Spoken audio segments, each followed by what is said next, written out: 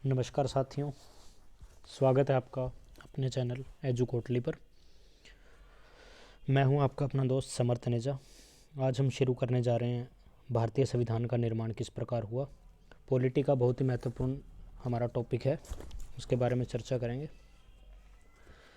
सबसे पहले संविधान क्या होता है। संविधान होता है rules and acts are required for country leading, यानी कि देश को चलाने के लिए जो भी नियम और जो अधिनियम होते हैं, जो उनकी एक श्रृंखला बनाकर हम एक जगह इकट्ठा कर देते हैं, उसे संविधान का नाम दिया गया है। संविधान बनाया किसने था? संविधान बनाने में हमारी कॉन्स्टिट्यूशन असेंबली, संविधान सभा का सबसे बड़ा हाथ था। संविधान सभा का सबसे बड़ा हाथ था। संविधान बनाने में 2 वर्ष 11 माह और 18 दिन लगे थे। 2 वर्ष 11 माह और 18 दिन का समय लगा था और संविधान सभा द्वारा हमारा संविधान का निर्माण किया गया था। ओके दोस्तों, आगे हम बात करेंगे कि संविधान सभा की सर्वप्रथम मांग कब उठी। 1895 में बाल गंगाधर तिलक द्वारा। बाल गंगाधर तिलक द्वारा संविधान सभा की सर्वप्रथम मांग उठी थी 1895 में। संविधान सभा कि संविधान सभा का गठन किया जाए ताकि भारत का अलग संविधान बन सके। ठीक है दोस्तों, उसके बाद संविधान की मांग कब उठी? 1934 में। आधिकारिक तौर पे संविधान सभा की पहली बार की मांग को 1934 की एम एन रॉय ने मांग उठाई थी। M N Roy. तो ज़्यादातर जब परीक्षाओं में सवाल पूछा जाता है तो आधिकारिक तौर पे जो संविधान सभा की सर्वप्रथम मांग किसने उठाई, उसका आंसर होगा M N Roy. M N Roy, संविधान सभा। एम एन रॉय कौन थे? एम एन रॉय भारत में वामपंथी आंदोलन के प्रखर नेता थे। वामपंथी आंदोलन हुआ था, उसके प्रखर नेता थे एम एन रॉय, वामपंथी आंदोलन के। तो आधिकारिक तौर पर जब भी आपके सवाल परीक्षाओं में जब भी ये सवाल आएगा कि संविधान सभा की सर्वप्रथम मांग कब उठी, तो एम एन रॉय के साथ ही जाना है हमने, क्योंकि आधिकारिक तौर पे जो मांग उठी थी संविधान सभा की वो 1934 में एम एन रॉय ने उठाई थी। ठीक है दोस्तों, उसके बाद 1935 में कांग्रेस ने भी इसकी मांग उठा दी कि संविधान सभा का गठन किया जाना चाहिए। 1935 में कांग्रेस ने भी मांग उठा दी कि संविधान सभा का गठन किया जाना चाहिए। आधिकारिक तौर पे ये मांग भी 1935 संविधान सभा की मांग कांग्रेस द्वारा उठाएगी आधिकारिक तौर पे, संविधान सभा। ठीक है दोस्तों, उसके बाद 1938 में पंडित जवाहरलाल नेहरू जी ने यह कहा कि वयस्क मताधिकार के आधार पर संविधान सभा का गठन किया जाना चाहिए। वयस्क मताधिकार कौन सा होता है? जो भी 18 वर्ष से ऊपर, यानी कि प्रत्यक्ष रूप से जो भी चुनाव होता है, वयस्क मताधिकार के हिसाब से संविधान सभा का गठन किया जाना चाहिए। पंडित जवाहरलाल नेहरू जी ने इसकी मांग रखी 1938 के अंदर कि संविधान सभा का जो निर्माण है वो वयस्क मताधिकार के हिसाब से होना चाहिए। ठीक है दोस्तों, उसके बाद 1942 में क्रिप्स मिशन आता है भारत। 1942 क्रिप्स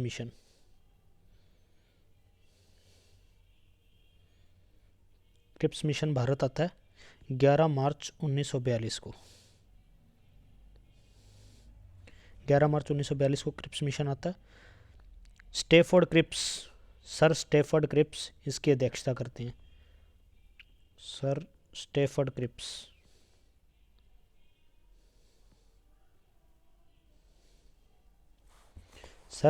क्रिप्स इसकी अध्यक्षता करते हैं।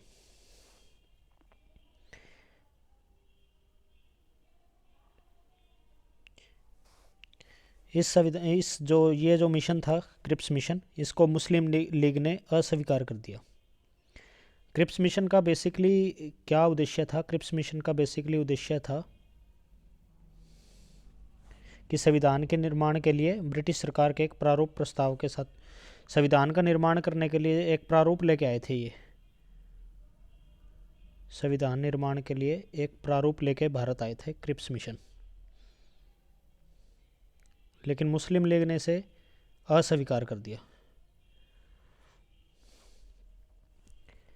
मुस्लिम लीग ने इसे अस्वीकार कर दिया। मुस्लिम लीग ने क्यों अस्वीकार किया? क्योंकि मुस्लिम लीग की एक मांग थी कि भारत को 2 स्वायत्त हिस्सों में बांट दिया जाए, यानी संप्रभु हिस्सों में बांट दिया जाए भारत को अलग अलग, जिनकी अलग अलग संविधान सभाएं हों।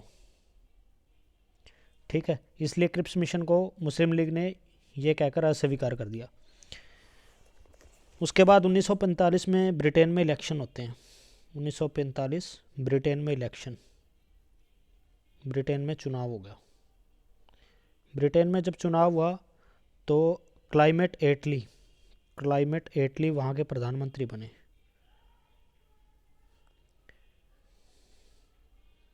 क्लाइमेट एटली वहाँ के पीएम बने ब्रिटेन के। ठीक है, तो जब क्लाइमेट एटली प्रधानमंत्री बनते हैं, उसके बाद उनकी अध्यक्षता में 1946 में कैबिनेट मिशन भारत आता है। कैबिनेट मिशन भारत आता है। इसके अंदर 3 मेंबर होते हैं मेनली। ये सवाल आ सकता है आपके परीक्षाओं में कि कैबिनेट मिशन भारत कब आया? 1946 में। उसके बाद जो इसके 3 सदस्य हैं उनमें से भी नाम पूछ लेते हैं कई बार कि कैबिनेट मिशन के अंदर कौन कौन से सदस्य थे। एक तो थे स्टैफोर्ड क्रिप्स, जो पहले क्रिप्स मिशन की अध्यक्षता करके आए थे, स्टैफोर्ड क्रिप्स। उसके बाद पैंथिक लॉरेंस, ये इसके अध्यक्ष थे कैबिनेट मिशन के, पैंथिक लॉरेंस। उसके बाद एवी अलेक्जेंडर,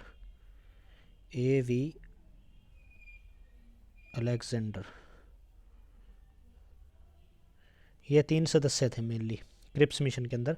ये अध्यक्ष थे हमारे, पैंथिक लॉरेंस। ठीक है दोस्तों, इनका मेन उद्देश्य क्या था? संविधान सभा का गठन हो जाए और अंतरिम सरकार का गठन किया जाए। संविधान सभा के गठन के बाद अंतरिम सरकार का गठन कर दिया जाए। उस समय भारत 3 भागों में बटा हुआ था। एक तो ब्रिटिश क्षेत्र होता था, ब्रिटिश क्षेत्र, कमिश्नरी क्षेत्र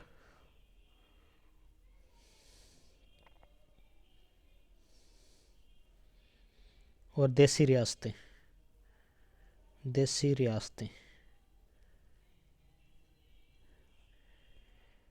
ठीक है,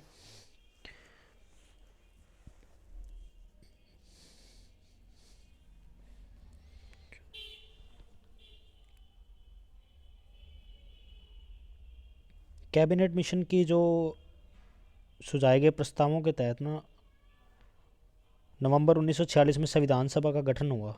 इस संविधान सभा की क्या विशेषताएं थी? 389 सीटें थी टोटल। 389 सीटों में 296 तो थी ब्रिटिश भारत और कमिश्नरी क्षेत्र की,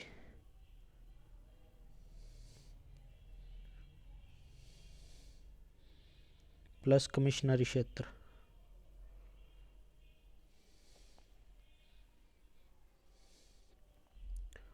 ठीक है, और 89 सीटें थी जो 93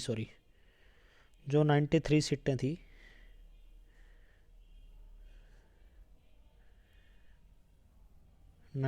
सीट वो देसी रियासतों की थी। 296 थी ब्रिटिश भारत और कमिश्नरी क्षेत्र दोनों को मिला के। ठीक है, ब्रिटिश भारत की जो और कमिश्नरी क्षेत्र की 296 सीटें थी ना, उसमें से 292 तो 11 गवर्नर थे जो प्रांतों के, उनमें से किया गया, उन प्रांतों में से चुने गए उसके सदस्य 292। और जो 4 सदस्य बचे थे, वो जो 4 सदस्य वो चुने गए मुख्य आयुक्त के प्रांतों से।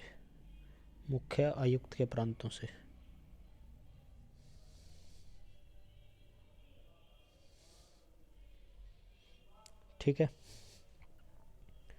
लगभग 10 लाख लोगों पे एक सीट थी। 10 लाख लोगों पे एक सीट थी उस टाइम।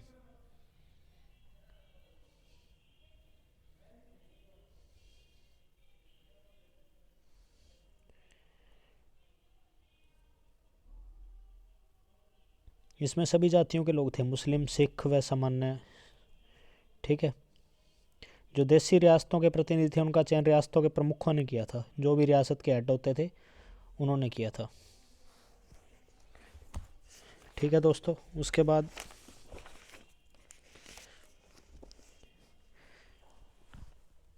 संविधान सभा के लिए चुनाव होता है जुलाई अगस्त 1946 में। जुलाई अगस्त 1946 में संविधान सभा के लिए चुनाव होता है। उसमें इस चुनाव में कांग्रेस को 208, 73 मुस्लिम लीग को,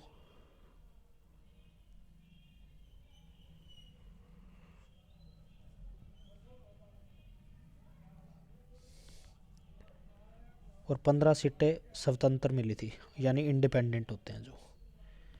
ठीक है। जो 93 सीटें थी देसी रियासतों वाली, वो सीटें खाली रह गई थी। देसी रियासतों वाली जो सीटें थी 93, वो खाली रह गई, क्योंकि जो देसी रियासतें थी उन्होंने अपने आप को संविधान सभा से अलग रखने का निर्णय लिया। संविधान सभा से अलग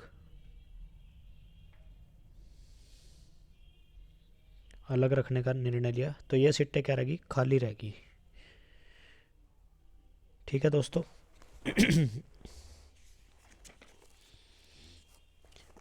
उस समय एकमात्र महिला ही चुनी गई थी, बेगम एजाइज रसूल। ये प्रश्न आता है आपके हमेशा कि संविधान सभा के जब सीटों के लिए चुनाव हुआ तो कौन सी महिला थी। मुस्लिम महिला एक ही थी, बेगम एजाइज रसूल। ये एकमात्र महिला थी संविधान सभा के अंदर। ठीक है। संविधान सभा के अंदर जो शेड्यूल्ड ट्राइब्स थे वो थे 33, जो सिख थे वो 4 थे, मुस्लिम 79 थे। ठीक है। पहली बैठक का आयोजन कब किया गया संविधान सभा की? संविधान सभा की पहली बैठक का आयोजन किया गया 9/12/1946 सेंट्रल हॉल में। इसमें 208 सदस्यों ने भाग लिया, 208 मेंबर्स।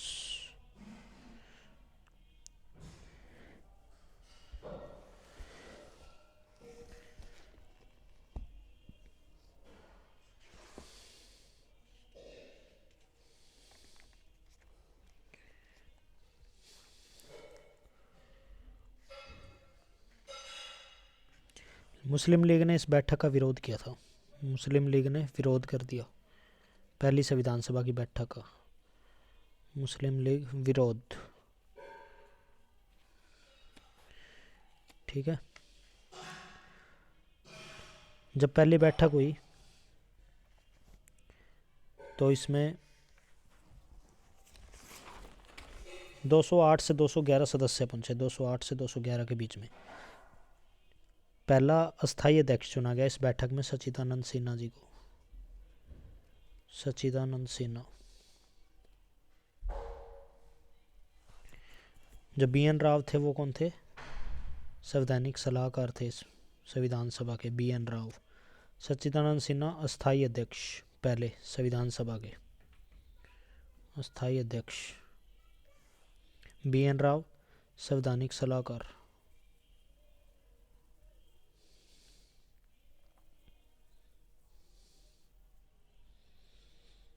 ठीक है दोस्तों। उसके बाद दूसरी बैठक होती है 11 दिसंबर 1946। डॉक्टर राजेंद्र प्रसाद इसमें संविधान सभा के अध्यक्ष चुने जाते हैं, स्थायी अध्यक्ष के तौर पे। संविधान सभा के स्थायी अध्यक्ष। संविधान सभा में एक एंग्लो इंडियन भी था, Frank Anthony. Frank Anthony Anglo Indian था ये, यानी आंग्ल भारतीय कहते हैं जिसको। पारसी समुदाय से कौन था? PH मोदी। ये पारसी था संविधान सभा के अंदर, पारसी समुदाय से।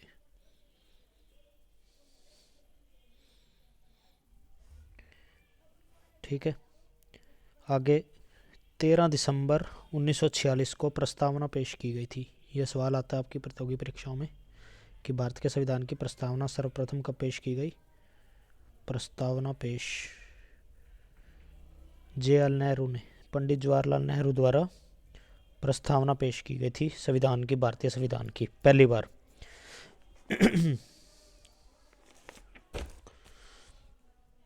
ठीक है जी।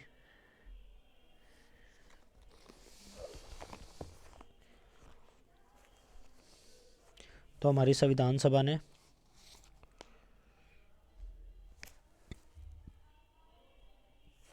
उसके बाद आती है प्रारूप समिति। प्रारूप तो संविधान सभा ने संविधान बनाया पूरी तरह से 22 जनवरी 1947 को।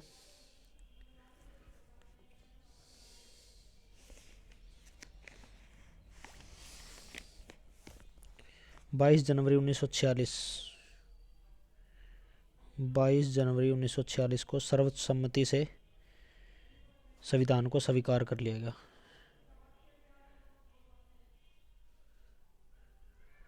स्वीकार कर लिया गया।